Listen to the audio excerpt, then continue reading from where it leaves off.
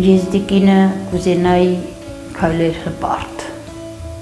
ամեն ինչից գաղափար կազմեր։ Ես կուզենայի մի անգամ աչքերս բացեի, տեսնեի, ահա մեր ազգի կանայք, որոնք լրիվ կրթված են, սովորած են։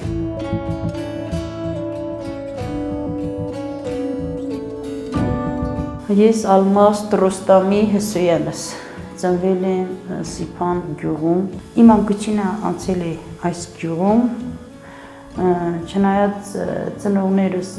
բարձրագույն կրթություն, միջնակարգ կրթություն նույնիսկ չեն ունեցել, բայց նրանք մեծ գին էին տալիս կրթությանը։ Իմ քույր ու եղբայրները միջնակարգ կրթություն ստացան, սակայն այդ ժամանակ գնալ բարձրագույն ուսումնական հաստատություն շարունակել կրթությունը դժվար էր։ Տարբեր պատճառներ կան դժվարության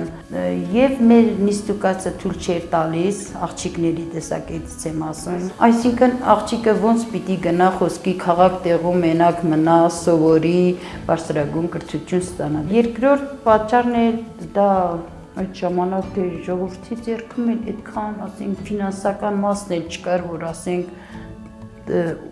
երեխային ուղարկեին կրթության։ Երբեմն հագնվելու տեսակետից է, երբ որ ես օրինակ ինձ համար եմ ասում, հագնում գալիս էի, դա էր վատ դիտվում։ Դաժե ուզում եմ ասել, որ դրա մեջ էլ հատուկ, ոնց ասեմ, այն որ ասում է քավության նոխած ես դառնայի թե ինչ, դա էլ էր, դու նեղվում էիր։ Եվ ասենք քո ընտանիքն էլ թեկուզ ինչ որոշ չափով նեղվում էր, որ ասենք կողքից ասում են, տես շալվարը հագել, տես չգիտեմ ինչ, դրանք վատ էին դիտվում, շատ վատ։ Ասում են, ոչ մեկին մի նայիր, դու քո համար քայլիր, դու քայլիր, իրանք կսովորեն։ Եվ հետո հիմա տան հարցերն էլ, որ հագնում են, ես ասում էի, վայ աման, այդ դժվարությունները մենակ ես պիտի կրեի, հետո կային հիմա բոլորը իմ նման են հագնվում։ Մի 70 տարի հայացք են գցում հետ այդ ժամանակ, որը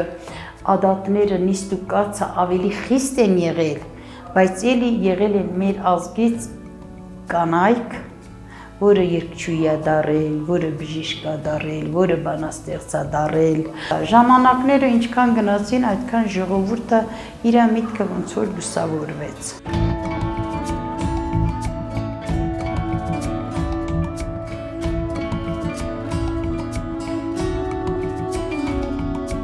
Ես 3-րդ դասարան էի, որ հայրս մահացավ։ Հայրությունը ինձ համար արեց իմ մեծ եղբայրը։ Ես տան տուճուրն էի։ Այդ ժամանակ 90-ական թվականներին, երբ որ ես միջնակարգը ավարտել էի եւ տուն էի, դեռևս ոչ մի աշխատանք, ոչ մի ուսման շարունակություն, ողորմածի մեր տնօրենը, որ ինձ հեռակա բարեկամ էր գալիս, մի օր ասա, որ արի դպրոցում դու քանի որ լավ ես սովորել, արի դպրոցում ջոկատավար աշխատիր։ Դե այդ ժամանակ միջնակարգ կրթություն ունեցողները շատ էին դպրոցներում։ Ես իրանց ձեռքի տակ էի սովորել այդ տնօրենը Գերհամոյան Թորոնը, իրան գիտեին իմ գիտելիքները եւ կանչեցին ու աղբերս համաձայնվեց։ Ասավ գնա, ինչ որ պետք է,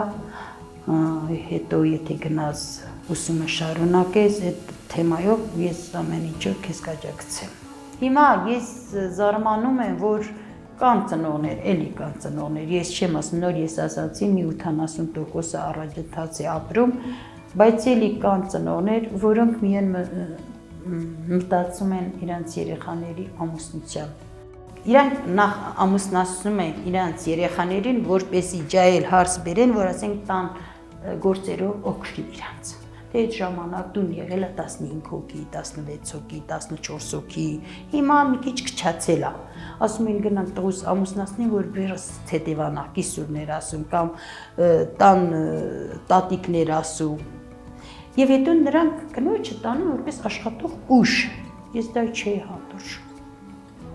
Ես դա երբեք չէի հանդուրժում։ Ես ուզում եմ, որ կինը իր ուժուն տեղը ունենա կյանքում, որ ինքը գնահատված լինի, որ իրան մարդու տեղ դնեն, կներեք արտահայտությունս ոչ թե էշի տեղ աշխատող ուժ դնեն։